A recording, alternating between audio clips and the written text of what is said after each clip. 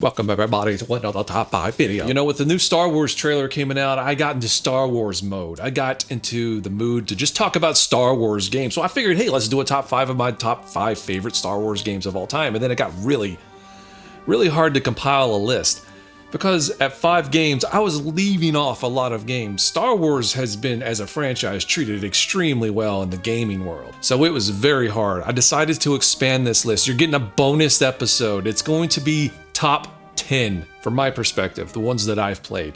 So let's get into it. But before we do, we need to thank this episode's sponsor because YouTube ads are really crap right now. So thank you. And now there's a fucking cicada.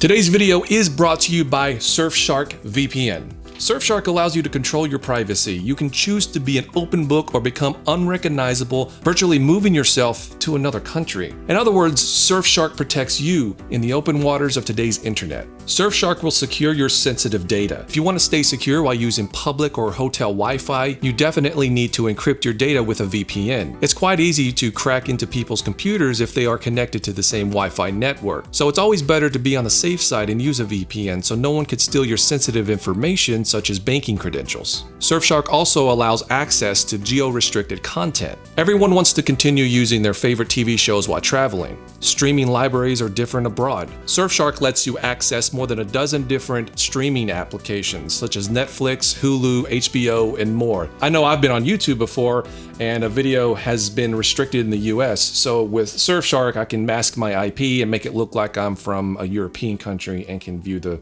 whatever it is I'm trying to view. Price discrimination is a widespread tactic of flight ticket sites, hotel and apartment booking portals, as well as car rental providers. People from different countries and IP addresses get to see different prices. You might get surprised on how much you can save on plane tickets and apartment bookings if you're booking it with a VPN. With Surfshark, you could also avoid internet censorship. Internet censorship is a huge pain in the ass, especially if you are traveling to China, Cuba, India, etc. Google, Facebook, Instagram, YouTube, and many other pages are blocked there. This is where VPNs come in handy. You can have access to anything you want and the government and their prying eyes will never know. If you want to try out Surfshark, simply go down to the description and click on the link. Now, if you use the code GAMECHASERS, you will get 83% off. That's a lot, actually, 83% off. Not only that, you get a free month to try it out. So, hey, secure your internet right now and go click on the link below and get started with Surfshark. Oh, it's Friday night. I don't know what I'm gonna do tonight. I could sit here and pick my nose while I watch a brand new video. Whoa. Top 5 Friday tonight. So number 10 on my list is going to go to a classic. I'm going to go ahead. The Empire Strikes Back on the 2600. And are there other Star Wars games that are probably a little bit more deserving at the 10 spot? Maybe, but I got to put this on just from the classic standpoint, just the nostalgia of it and all. And I try to get through this video without saying nostalgia at least once, and that's my once is saying nostalgia once. I'm not gonna say it anymore. There's a simple sort of joy with the just sitting there with no music and the sound effects, and you get a good at least 10 minutes. 5 minutes of fun out of this game. But I felt that I'm a huge 2600 fan, and you know, having a game on the 2600 I thought was important for me on this list, so I'm going to go ahead and put it on the number 10 spot. Number 9 on the list is Rogue Squadron, the original on the Nintendo 64. Now, I never owned this game, but I did rent it one weekend when I had got my Nintendo 64 and it came out, and I was excited about it, and I really enjoyed the aspect of flight. So being able to go on all these different missions as a member of Rogue One was really awesome. I remember just being, not blown away by the N64's graphics, but I thought they were very passable, and I actually liked them. So there was this one moon stage, though. I think it was called Jade Moon, and I for whatever reason, that first night of playing it, I could not get past that stage. It was just kicking me in the butt. And just kept dying and dying and dying. I really enjoyed it, and the time that I have played it is definitely deserving to be on this list. Number 8, we're going to go another way old school game here, and that's the Star Wars arcade. Either the stand-up or the sit in the cockpit version. Doesn't matter. Same game, but it's just amazing. It's so atmospheric. It screams 80s, and I've said that before. When you're playing this game, it's just your early 80s, and it just has that ability, I guess, to just zap you into another world and to back into that time frame. It's just an awesome time period, and every time I play it, and you have to play it with the yoke. There's no other way to play it. So unless you actually have the arcade, it's extremely difficult to play, unfortunately. But when I do go into an arcade and this has it in it, I'm ecstatic. Number 7 on the list. Now, whenever Rogue Squadron came out on the N64, it kind of spurred this love affair with Star Wars and space combat. And that really got me into the other games that started to come out afterwards. One of those being the Starfighter series. And we're going to go with the first one, Jedi Starfighter. I played it on the PS2, I believe.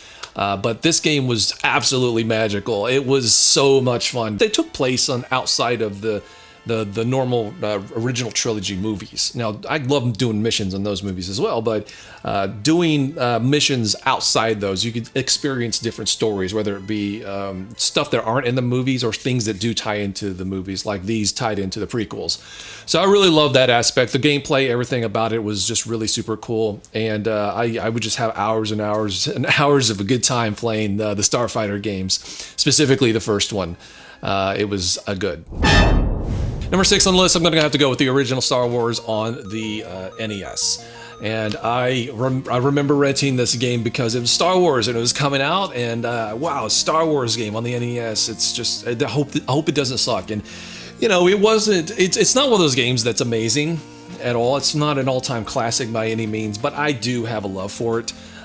Just that night of playing it for the first time, it did capture me a little bit. I got all the way up to the Death Star, and that's kind of where the game loses me once it gets to the Death Star. It's like a maze, and you have to be a video game god to get through that. I don't know why the Death Star was designed with spikes everywhere. Seems like a hazard to the stormtroopers, but whatever. And it's just a maze, and I don't like mazes in video games. I like to know where I'm going and just get there. But getting up to that point, it's still a good time. Like I said, not the best game in the series, but I do enjoy popping it in from time to time, and I do have a nostalgic love for it, so it's gotta be on this list. Now we have a newer game on the list. There are a lot of good Star Wars games that came out, past the NES and 64.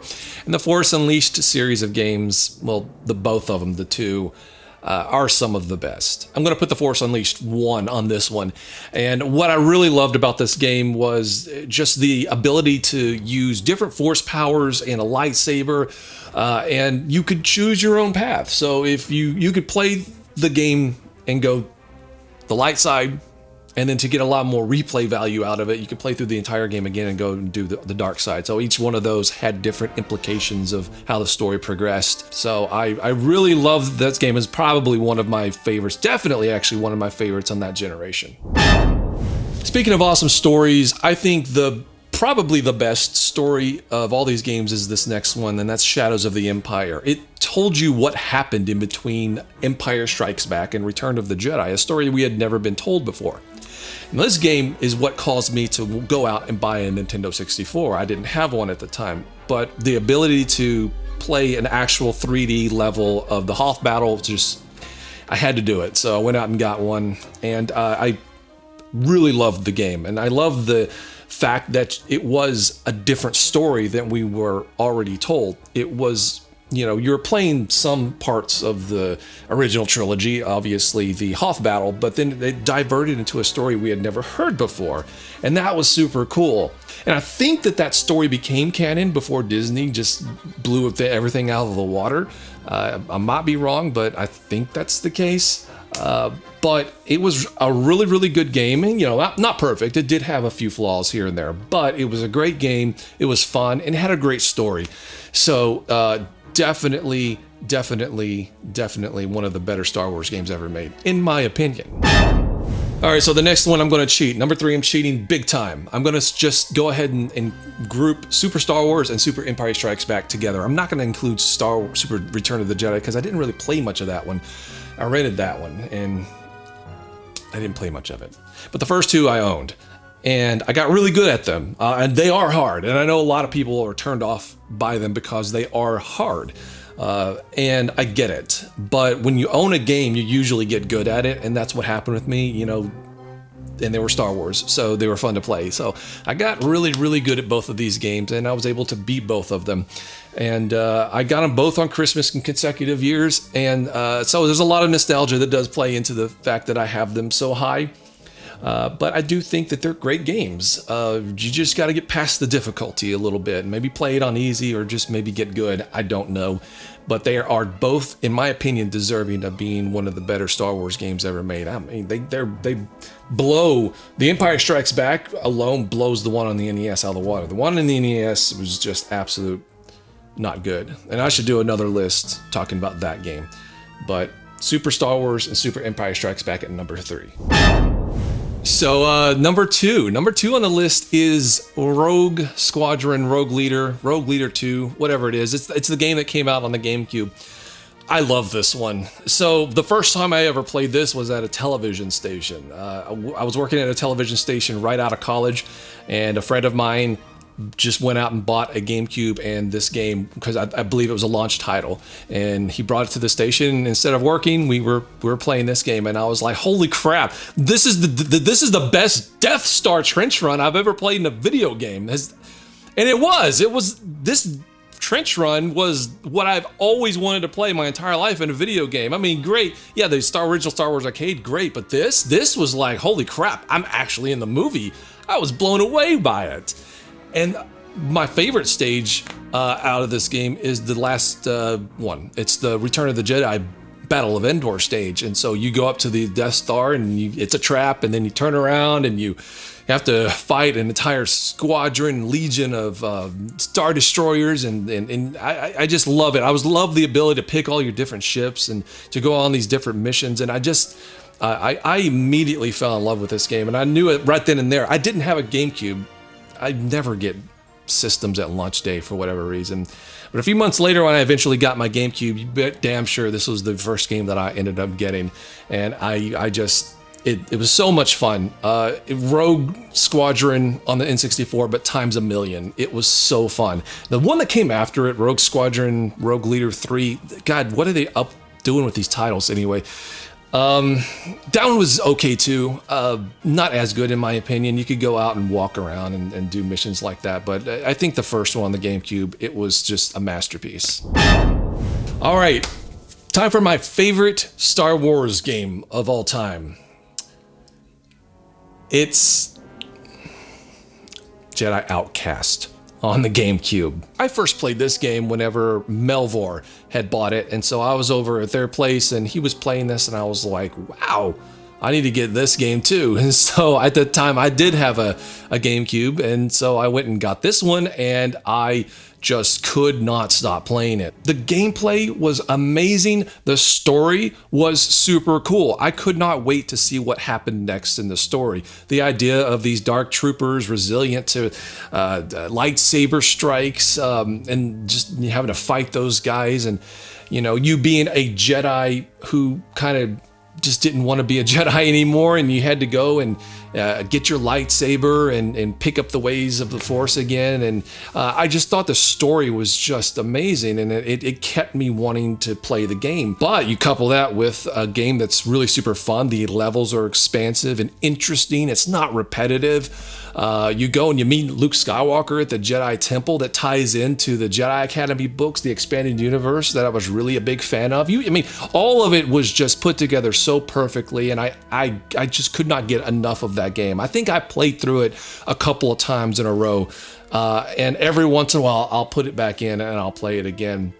It's just perfect in my opinion, and it will remain, unless something comes along and dethrones it, it will remain one of my top Star Wars game of all time. Well, thank you so much everyone for watching this video. Please let me know what your favorite Star Wars games of all time are. And remember, if you're interested in Surfshark, please visit the link down below for 83% off if you use the code GameChasers. Thank you for watching and have a blessed day.